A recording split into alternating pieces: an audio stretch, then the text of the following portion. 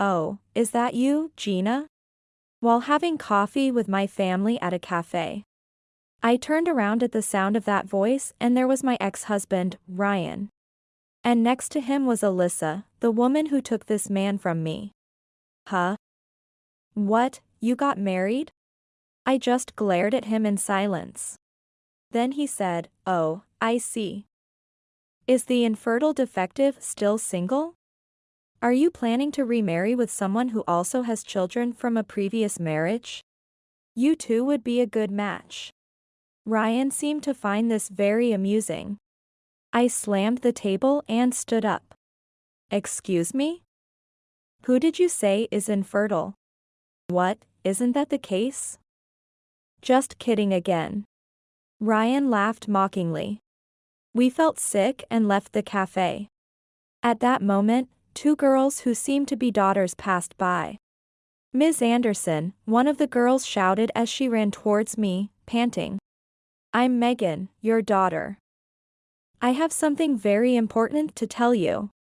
She was desperate to get her point across. "My name is Gina Anderson, I'm 45 years old. I live with my husband Nathan, who is 3 years younger than me, our daughter Sarah, and my in-laws, making us a family of 5.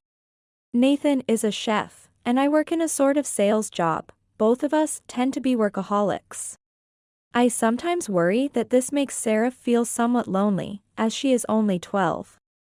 However, my in-laws live with us and are understanding of our work, treating Sarah kindly and sometimes strictly, which allows us to dedicate ourselves to our jobs.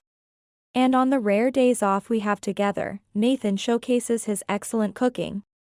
Sarah envies his skills, and whenever possible, she learns cooking from Nathan. I could never have imagined 17 years ago that such happy days would come my way. Nathan is my second husband. I divorced 17 years ago. My ex-husband was Ryan Irving, a senior colleague who was 5 years older. In my 20s, I moved departments from sales to general affairs after getting married, continuing to work while being a housewife. Back then, I thought we had a reasonably good marriage, or so I believed. But one day, out of the blue, Ryan told me he wanted a divorce. Why all of a sudden? Stunned, I stood before the divorce papers he thrust in front of me, not understanding what was happening. Then, Ryan's expression turned more serious than ever before. "You know, we've never been able to have kids, right?" I was shocked. Ryan had never mentioned such a thing since we got married. However, his mother often pressed the issue. I had lived with my in-laws for the 3 years of our marriage, and was constantly nagged about when we would have children. But I thought I had managed to keep Ryan from noticing his mother's attitude. I was also concerned about our inability to have children. However, I felt that rushing into fertility treatments wouldn't immediately change our situation. Things would happen when they could. That was what I believed. But I was naive. "Are you divorcing me because I can't have children?" "That's not the only reason." At that moment, I had a bad feeling. "Hey, remember Alyssa?" "Of course I do. She was in my sales department." "What about her?" Just as a thought crossed my mind, Ryan spoke up. "Well, Alyssa is pregnant with my child now." "What?" I was at a loss for words at that moment. This news was completely unexpected to me. I hadn't known that Ryan was having an affair, let alone with Alyssa, my former junior. "I can't accept that you want a divorce just because you have a child with someone else," I argued with all my might. But Ryan calmly said this. "But Mom agrees with it." At that moment, I realized where the discussion had originated from. When I asked to confirm, "Right, I'm supporting him," and Alyssa, my mother-in-law, answered simply, "Why is that? Doesn't it mean that Ryan cheated? How can you tolerate that?" "Yes, I can forgive that." I was lost for words at her response. "Because you haven't shown any signs of having children." I've been worried about it all this time. That is. Indeed, from her perspective, it could be seen as a concern. After all, you two didn't say you weren't trying to have kids. So, it must be a problem on your side. Ryan continued. See, I told you. Mom wants to see her grandchild. And since there was no sign of that happening with you, it's natural, isn't it? Saying this, Ryan presented the divorce papers to me, who was stunned in disbelief. I quickly resigned myself to the fact that I no longer had a place anywhere. Signed the divorce papers. Looking back, I should have demanded a proper division of assets and compensation at that time. But at that moment, I was not in a state to make rational decisions. At work, the news of the divorce and its reasons spread quickly. Meanwhile, Alyssa quit her job and seemed to easily settle into being a housewife upon getting pregnant and giving birth. As for me, instead of being seen as the unfortunate woman who was cheated on, rumors spread that I was unattractive and had stolen her husband. Eventually, I resigned from the company. I could no longer bear the curious looks and gossip. And for a while, I holed up in a small room in a place where I had moved. But one can't live on nothing. As someone not particularly skilled in cooking, I went out on a whim. Drawn by the scent of stew from a small shop, I lingered over the menu for a long time until the cook asked, "What would you like?" It seems I had been looking at the menu for quite a long time. At that moment, I realized how tremendously tired I felt. As I ate, tears and sniffles involuntarily followed. Yet, the cook quietly placed extra napkins in front of me as I continued eating in silence.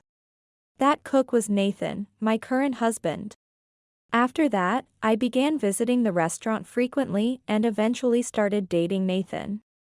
Despite being older and divorced, our feelings for each other did not change, and we got married. Soon after our marriage, I discovered I was pregnant with our daughter, Sarah. Unlike my former mother-in-law, my new in-laws were very kind.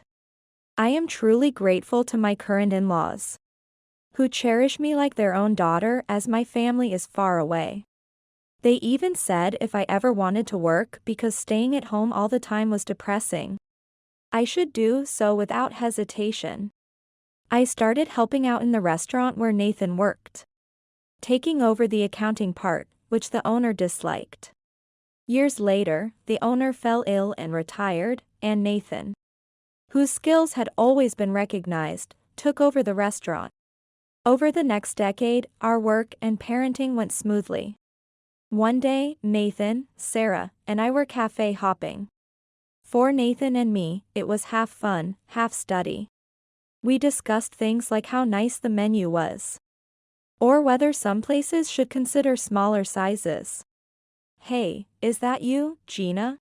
I turned around at the sound of that voice, and there was Ryan, a man I had nearly forgotten. And next to him was, "Ah, it really is Ms. Anderson. Remember me? It's Alyssa." A woman, perhaps unbecomingly young at heart, calling out in a cutesy voice. Alyssa was there.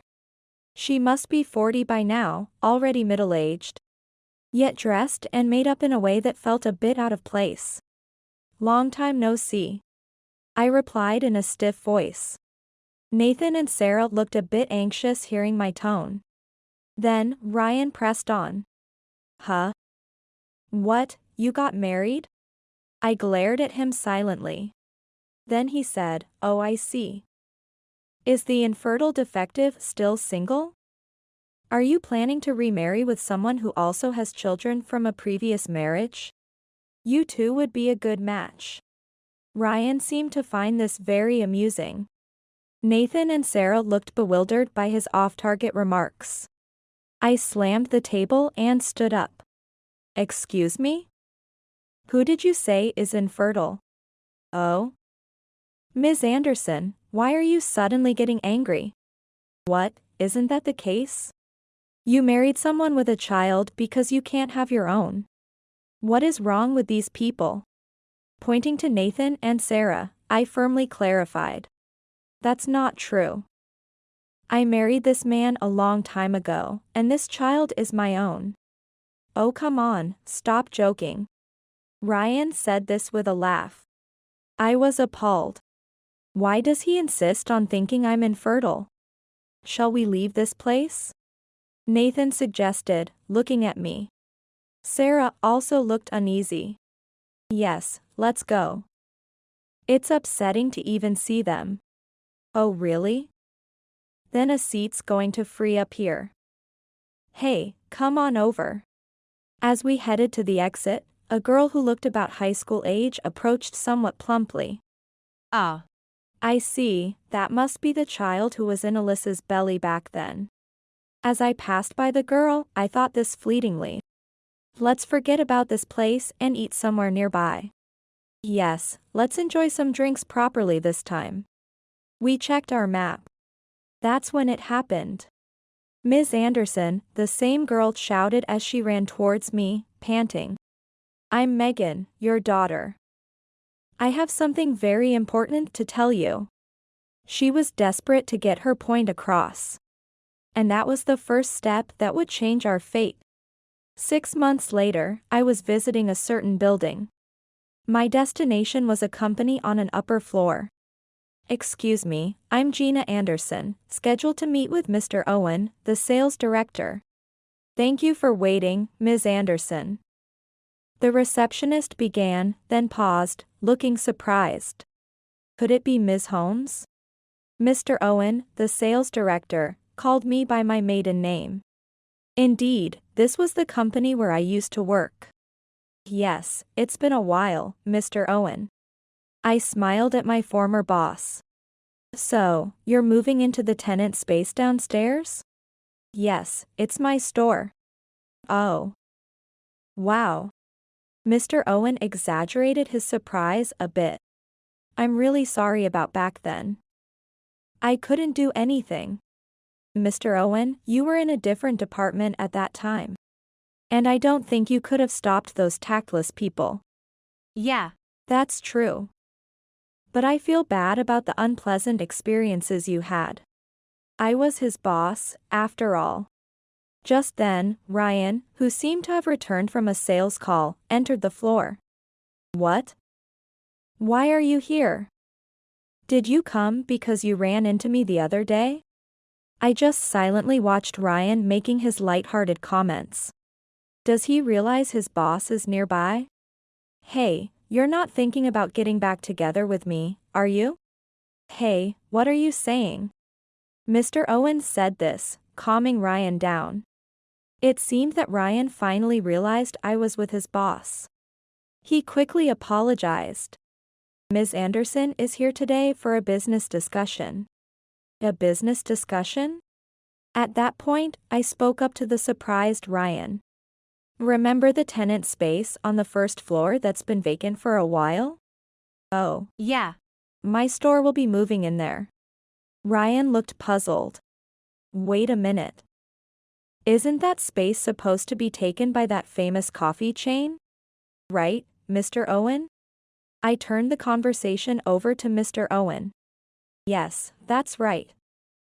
Everyone's been looking forward to that store moving in. So what, you joined the sales department of that chain? No. I paused and then continued.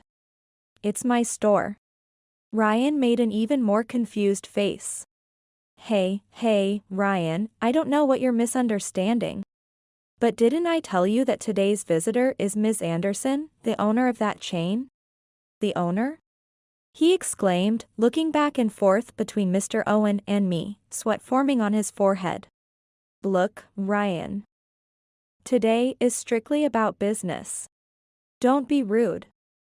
Sorry about that, Ms. Anderson. No worries. Although today is about business. I actually wanted everyone here to try our coffee. As soon as I said this, the entire floor reacted. Wait, are you treating us to coffee from that shop? The young office lady was quick to react. Yes, that's right. I hope you will become our most valued customers. And I look forward to a long relationship with all of you. Today, I'd like to offer a little preview before we open. Please feel free to visit our store later. Is that okay with you, Mr. Owen? I looked at him. Yes, let's gladly accept the invitation. Let's all go down. Then, almost everyone on the floor, except those who stayed behind on duty, descended together. Welcome, said the manager of the new store, greeting. Looking forward to working with you, the waiting staff bowed in unison to greet the employees. Please, everyone, go ahead, I said. And the employees began to find their seats with youthful eagerness. Our coffee isn't particularly unique in itself. It's more affordable and simpler than a certain famous coffee shop known for its lavish toppings. And what we sell are straightforward menus and delicious meals. You can have a takeaway lunch if you wish, and for dinner. When you're willing to spend a bit more for something tasty. That's the kind of menu that made our first store flourish. After prospering, I trained staff and expanded our stores. And now I'm the president of a coffee chain with an annual revenue of $50 million. Well, how about this table over here for you folks? I invited Mr. Owen, Ryan, and a few others to a table somewhat apart from the rest. Then, a few people got up there. What? Ryan was surprised by their presence. Wait a minute, Megan, why are you here? Why? Well. Megan snickered through her nose and continued. Because I'm a guest today, too. But, isn't this place only for staff and related persons right now? Ryan hurriedly responded. But I'm a related person today, too. Oh, and by the way, Dad. Actually, my real father is here, too. Ryan seemed not to understand his daughter's words immediately. Megan ignored her father's confused look and continued. Let me introduce him. This is Mr. Ted Morris, my real father. Ryan looked even more baffled. I guess you wouldn't understand, Dad. We need one more guest to come here. With that, Megan turned towards the display window. Through it, a woman was looking around and quickly walking towards us. It was Alyssa, dressed as youthfully as when we reunited 6 months ago. Alyssa hurriedly opened the door and said, Megan, as she rushed over. Look, the other guest has arrived. Mom, this way, Megan said in a calm tone. Alyssa turned toward us and quickly approached, then suddenly looked shocked. Megan, why are you Ted? Alyssa asked with a trembling voice. Why? Because he's my father, too, Megan replied, standing firm before her stunned mother. Ryan seemed to finally understand the situation. Hey, Alyssa, do you know anything about this? Do you have any connection with this man? I don't know him. I don't know this man at all. While shaking her head vigorously, Alyssa tried to leave, but Nathan and I stopped her. Since you've come all this way, how about a cup of coffee? I suggested, offering Alyssa a seat and asking the staff to bring coffee. Right, the coffee here has been very popular recently. You really should have at least 1 cup before you go. Megan said, practically forcing her mother to sit down. What a brave young lady, only 16 years old. Yes, that day, Megan chased after us and brought up her concerns. The reason was, she had heard that I was once the wife of her father. When we sat down again at the cafe, Megan's consultation was this. Someone claiming to be her real father had come to her. I heard that Ms. Anderson divorced my dad because I was born. From whom? From Grandma. My former mother-in-law. Did she really need to tell her granddaughter such things? It was very like her, I thought. Did you talk about this with anyone else? I asked her that, but she replied, I haven't talked to anyone. Is it okay to talk to me about such an important matter, almost a stranger? Didn't you talk to your mom? It's fine. I don't trust my mom, especially when it comes to relationships with men. Megan stated this bluntly. Because I can't trust my mom, I thought maybe this person could really be my real dad. She was referring to Ted Morris, with whom we were sitting today. At first, she spoke with doubt, but it seems she became convinced by the gifts he mentioned.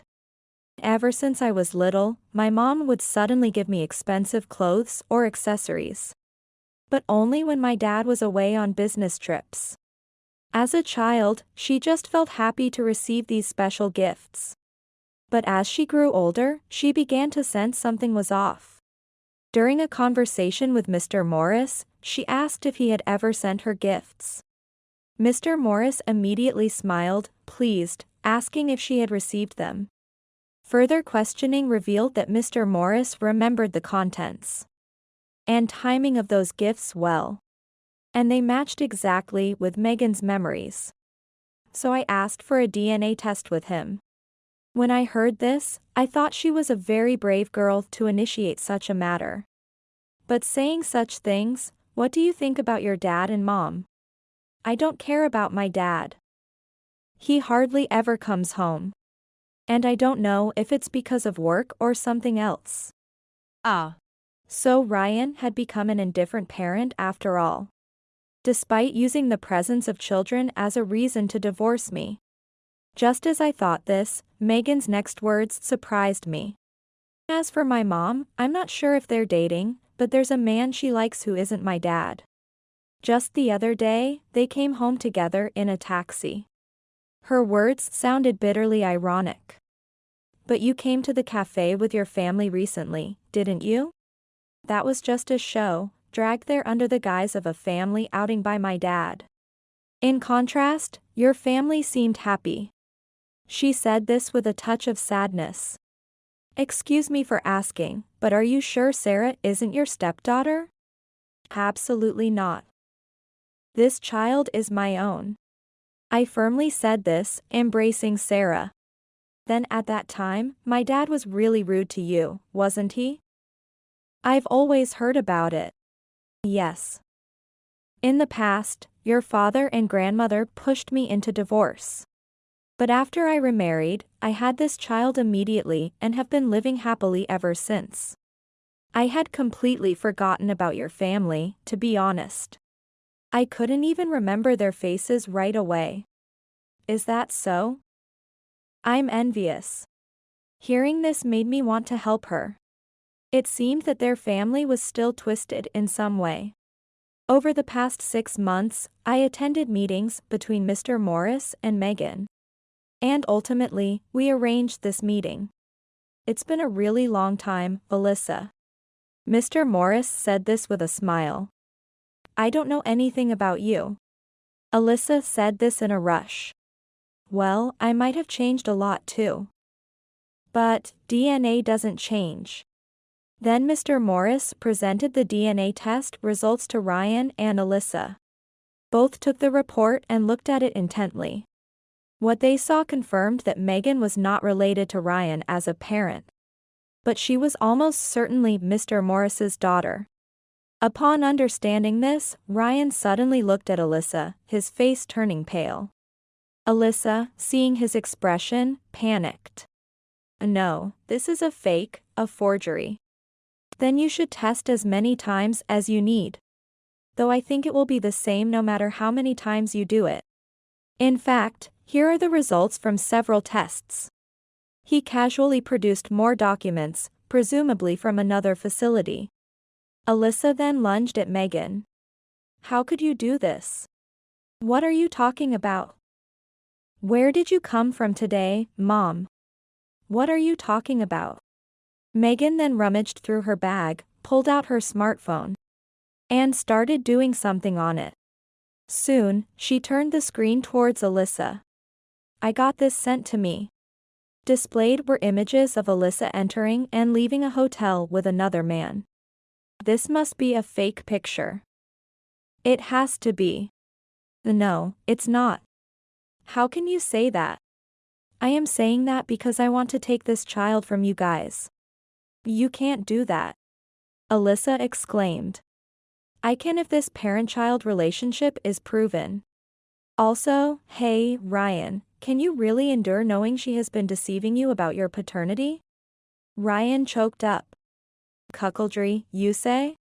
At his voice, the nosy office ladies around started whispering.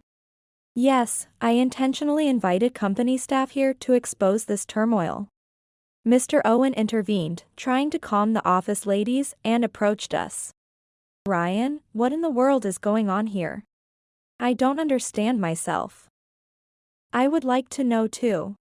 Sweat glistened on Ryan's forehead. But Ryan, you left Ms. Anderson to marry your current wife. And now you're causing trouble at home again?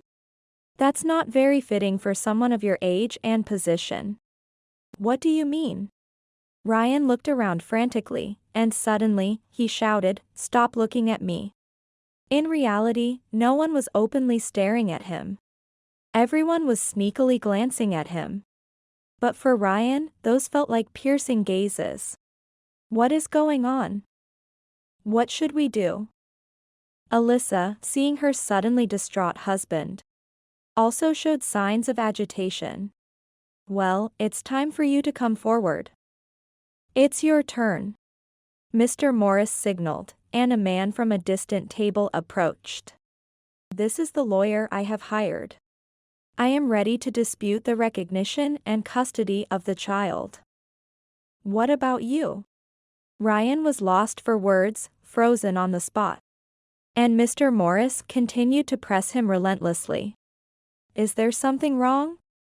You have been raising another man's child all this time. Doesn't that bother you? It bothers me, yes, it does. But if we didn't have children, my mother would. Ah. That's right.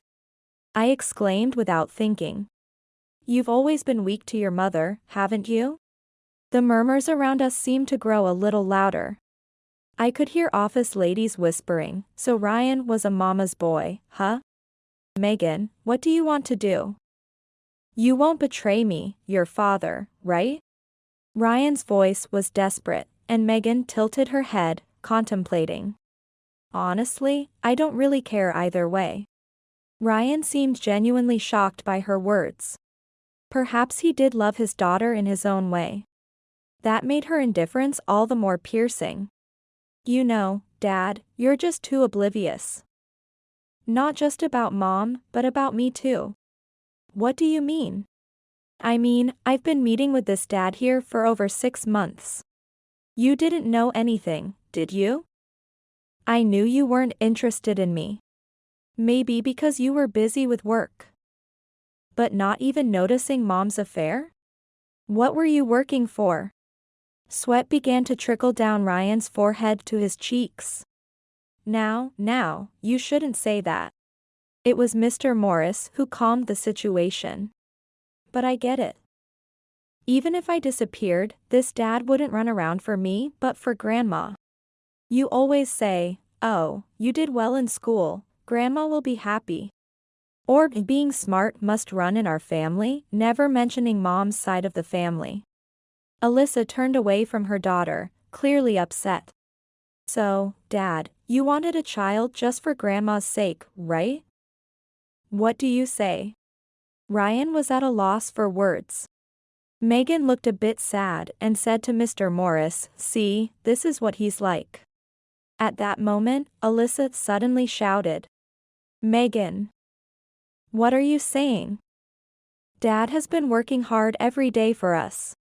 And Mom, you're the one who's been betraying him without any trouble, aren't you? You didn't notice either, right?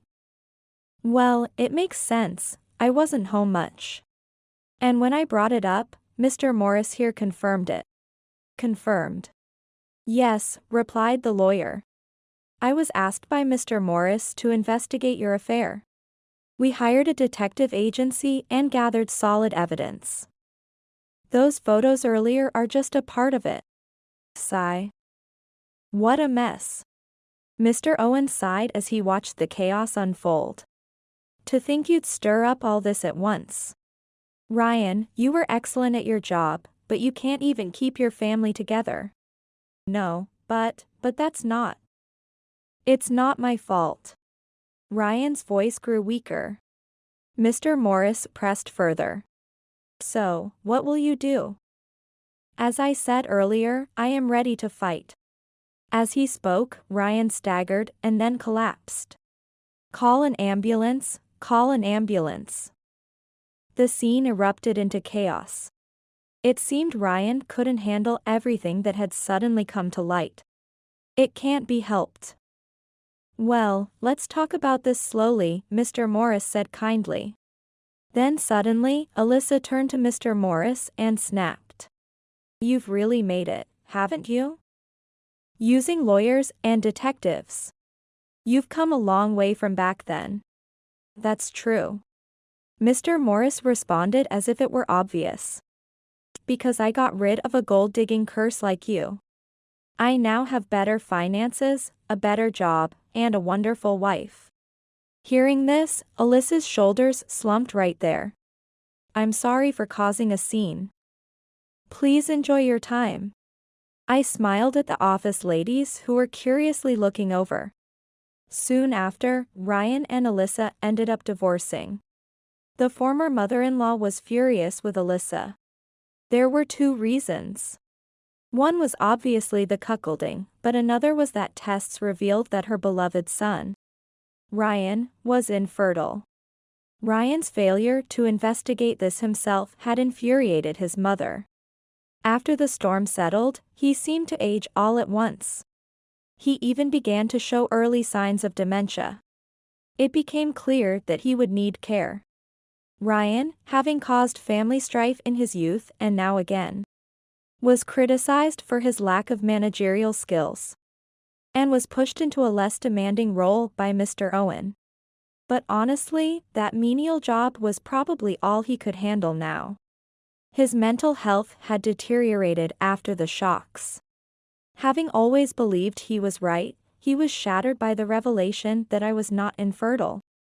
That he was the one without fertility, and most of all, that his daughter whom he thought loved him had easily written him off. All these things had snapped what had been his confident demeanor in the social sphere. After the divorce, Alyssa tried to go to the man she had an affair with. But he desperately claimed it was a one-night stand, that he didn't know she was married, or that he didn't know her real age, and managed to escape. It turns out Alyssa had been lying about her age by 10 years. When she told him her real age, the man's reaction was nauseating, according to the lawyer. Once she realized she had been abandoned, Alyssa tried to turn to her parents. But they refused her, and she was left with nowhere to go. After that, Alyssa simply vanished. What could a woman who had been a housewife all her life, sneaking around her mother-in-law and having affairs, do? Well, she should just sink as low as she goes. As for Megan, she was taken in by her biological father, Ted, and his wife. They pleaded with her to live with them for at least a little while, even though she was almost an adult. This was because Ted's wife had been unable to have children. Over 6 months, Megan had gotten to know her and they had grown close. She deserved a happy life, free of any wrongdoing. Since then, and perhaps because of the little scandal, the new store flourished. We also became good friends with the company upstairs.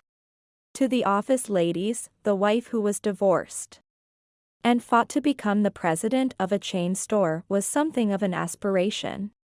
It makes me blush to hear it, but I think how times have changed. And occasionally, Sarah, my daughter, and Megan exchange messages. It's a strange twist of fate, but children can make friends in such unexpected ways. Even though their mothers were almost enemies, the kids themselves had nothing to do with it. Nathan looks at them with a warm expression.